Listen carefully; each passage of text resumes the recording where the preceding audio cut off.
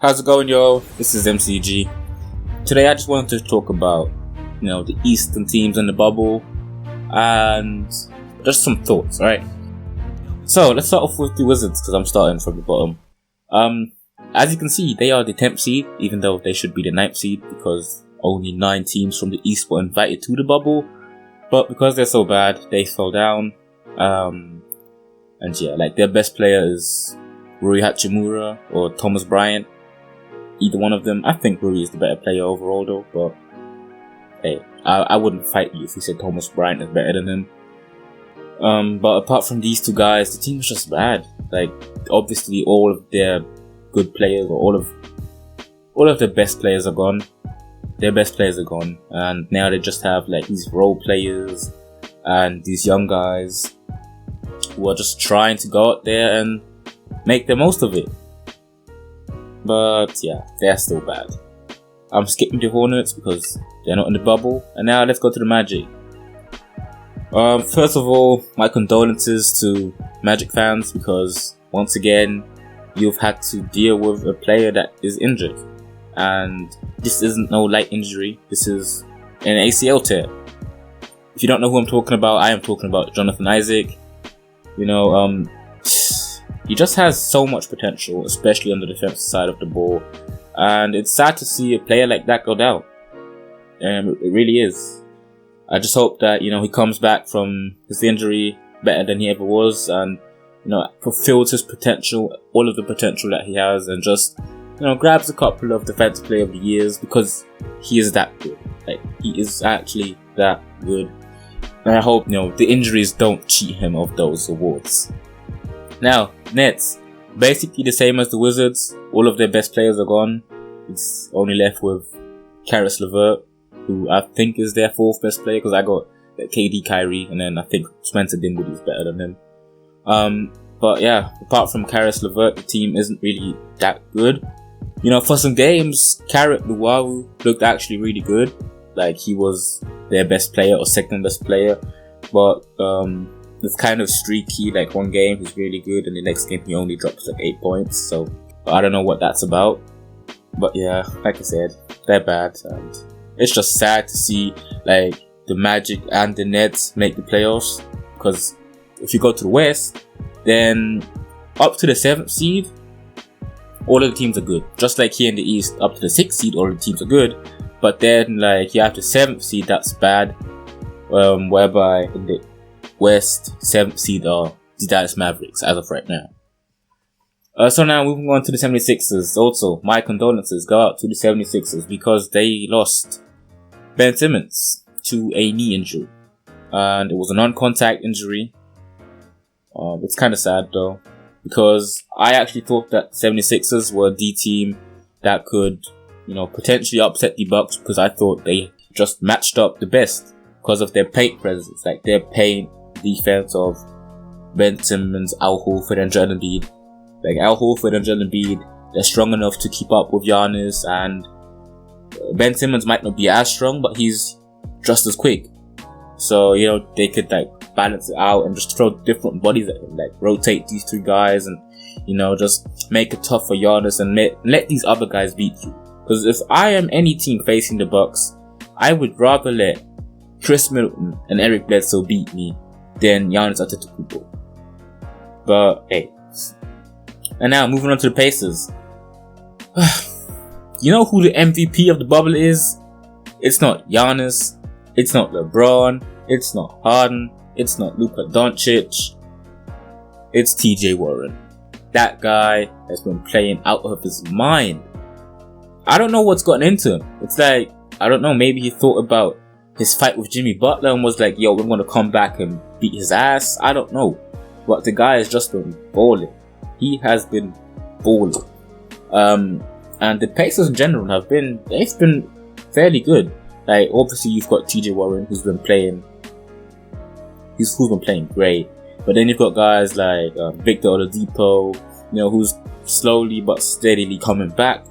And I hope that he can just return to his former self, or maybe even better than that. But yeah, we'll see. And TJ Warren, he actually, the Pacers played against the Lakers today. TJ Warren, outplayed LeBron James and Anthony Davis, and to think that there would come a point in time where LeBron James is in his MVP season, or in his season where he could win the MVP, where I would say that TJ Warren outplayed LeBron James. Yeah, we live in mad times right now. These are mad times. And funnily enough, right after the Pacers come the Miami Heat. And they are going to play on Monday, I believe. It is Monday, I think. They're going to play on Monday. And I'm just so hyped for that matchup. I want to see Jimmy Butler go up against TJ Warren, because if you didn't know, I think it was right before the NBA season shut down, or like before the NBA shut down. Jimmy Butler and TJ Warren had like some sort of altercation. They got into it a bit, and like Jimmy Butler in post-game interview said that TJ Warren isn't even in his league, he's soft and all that stuff, and that Jimmy Butler is way ahead of him. And they were just hyping it up. And then even on Twitter or on Instagram, I believe, Jimmy Butler was like, yeah, mark that date on your calendar, because they are going to play again. They are going to play against each other. And that day obviously didn't come, like March, or I think it was on March something, like March 15th or March 20th. That day didn't come for us NBA fans, because the NBA shut down before that. But it is here on Monday, like tomorrow basically. It's here. Jimmy Butler versus TJ Warren. I am so hyped for that. And I just want Jimmy Butler guarding TJ Warren from start to finish, because, hey, if TJ Warren is still this sort, right, comes out and drops like 40 on Jimmy Butler, Jimmy Butler only responds with his like lackluster 20 points on 7 for 25 shooting, yeah, then that's just going to add fuel to the fire. And the way the seedings are right now, these two teams are going to match up in the playoffs, because like obviously the 4 seed plays the 5 seed, but I do have to say that like the 4, 5 and 6 seed, they are so close record wise. They're like, there's only half a game difference between the 6 and the 4 seed, because the 5 and 4 seed have the same record, as you can see right now. So like, this could change, but I do hope that, you know, the 76ers miss Ben Simmons so that they stay at 6 seed, and that nothing comes in the way of the Miami Heat playing against the Indiana Pacers. But to bring this back to Miami, they've played really decent. Like, they've played well. Bam Adebayo has been good. Jimmy Butler has been alright. And, you know, all the other cats in Kendrick Nunn, Tyler Hero, they've been good. Now, the Celtics. I don't know if we're taking the Celtics for granted right now, because they have 4 guys that can legitimately go out any night and drop 20 on you, or even 25. Like, you have Kemba and Tatum, you have Jaylen Brown, you have Gordon Hayward. These 4 guys, they can just go out there, get their buckets, and yeah, you wouldn't even know what hit you.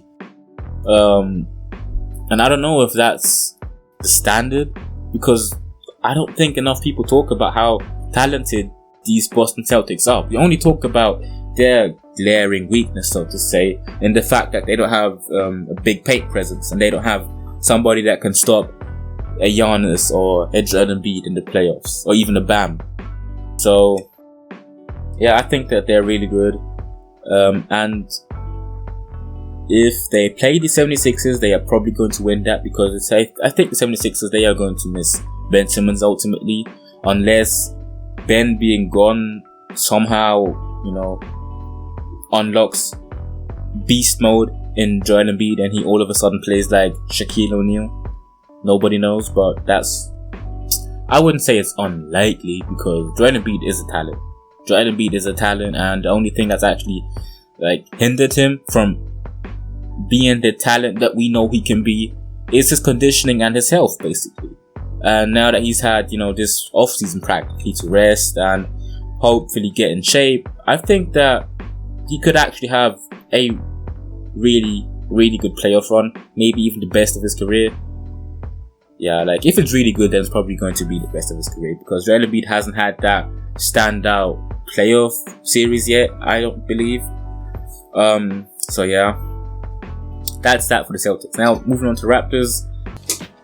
They are, I wouldn't say underrated, because if you say something's underrated too much and it becomes overrated a bit, I think that they are a bit underappreciated, dare I say, because if you just look at Nick Nurse and what he's been able to do with this team, after losing their Finals MVP in Kawhi Leonard, losing a great rotational piece in Danny Green, who, mind you, wasn't playing like he's playing right now. He was actually really good. After losing those two guys, they are still, they are a 51 team. They are still a 51 team. And it's just insane to think about it, because they don't have this standout star. They obviously have Pascal Siakam and Kyle Lowry, but in my opinion, they are top 20 players. It's weird because I don't think that Kyle Lowry is better than Pascal Siakam, but I think Kyle Lowry is more important than him. That's just my opinion. So they're top 20 players-ish. Kyle Lowry might be top 25. It depends on how you rank all of the players, obviously. But to think that they're still a 51 team and they are moving on to the second round, and after that, let me do some, this is math, but quick thinking. Right, the 2 seed plays the 7th seed. They beat the Nets, right? And then the 2 seed plays the 3 seed. Oh, right, exactly. So the 2 seeds, they are going to play the Boston Celtics. The Raptors might actually make it to the conference finals again, because the Raptors might beat the Boston Celtics. I mean, it's not far-fetched to think that the Raptors are going to beat the Boston Celtics in a 7-game series. I think it's fairly possible, though I would pick the Celtics in... I'd pick the Celtics in 6. Yeah. But the Raptors could still beat them. And then, all of a sudden, they are probably going to go up against the Milwaukee Bucks, where I think they would lose. But if they go up against the Heat, they might make the finals. If the Raptors go up against the Heat, because the Heat would have beaten the Bucks by that point, the Raptors might make the finals. And then all of a sudden you have the Raptors in the finals again. And then if the Clippers are in the finals, right? And the Raptors somehow, some way beat the Clippers, and Kyle Lowry or Pascal Siakam gets his finals MVP over Kawhi Leonard, bro, that would be a 2020 ending. That's 2020 for you in a nutshell, basically. And then we have the Bucks, who they are playing okay. They're playing good. Giannis is playing decent. But I don't think that they are going to win the finals. And if they don't make the finals, I honestly wouldn't be surprised, because I just don't believe in them. I think they haven't really improved from last year. Obviously, they're better record-wise, and I think the net rating is a bit better. But it's still the same weakness. What do you do with Giannis when when the opponent builds a wall? Then you have to rely on these guys like Brook Lopez, Eric Bledsoe, Chris Middleton, Dante DiVincenzo, Pat Connaughton, George Hill. You have to rely on them to win you the game. And I don't really want to do that. I don't want to rely on Eric Bledsoe because he's been playing like shit in the playoffs. I don't want to rely on Chris Middleton because I don't fully trust him. George Hill in my opinion, George Hill played better than Eric Bledsoe last season, but I still don't want him deciding the outcome of the game. That should be your best player, but that's why I think Giannis is not...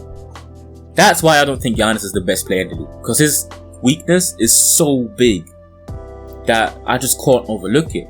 I see that he's a 30-point per game scorer, grabbing 14 rebounds and dishing out 6 assists and shooting 55% from the field and 32 or 34% from 3. I think it's 32. Having a Defensive Player of the Year season, MVP season. But I just still don't think he's the best player, because if you are the best player, I want you to be able to win me games, to close out games for me. And Giannis can win you games, but he can't close them out. Because if you're down 2, right, and Giannis is your best player, you know that, alright, he's going to the paint, he's probably trying to dunk it or get a layup. The enemy knows it, my grandpa knows it, everybody knows it. It's not like he's a great shot creator, so he won't get in his bag and break your ankles or anything like that. He's going to drive to the paint, and practically all you have to do, all in quotes, you have to do is, stay in front of him, build a wall, and honestly, I'd foul him, because I dare him to shoot free throws at the end of the game and win the game shooting free throws. I'd rather much have him do that than, get into the basket and dunking it on somebody, on like all 5 of my defenders. I just think that Giannis needs a Kobe to a Shaq. Giannis needs a Kobe to his Shaq, because he can't close out games, he can't create really for himself apart from driving to the basket, and anything other than that, like anything other than a drive from him, is basically like, yeah, I'd live with him taking a mid-range shot.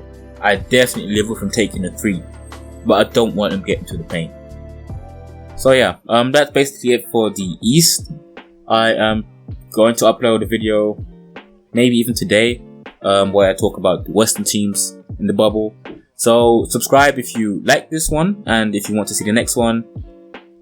Also, because you're at the end, why don't you just throw a like and comment what you have to say about, any of the teams in the bubble, or even if you want to talk about a team that's not in the bubble, I don't mind. Just, leave a comment down below. And thanks for listening. This was MCG. Peace out.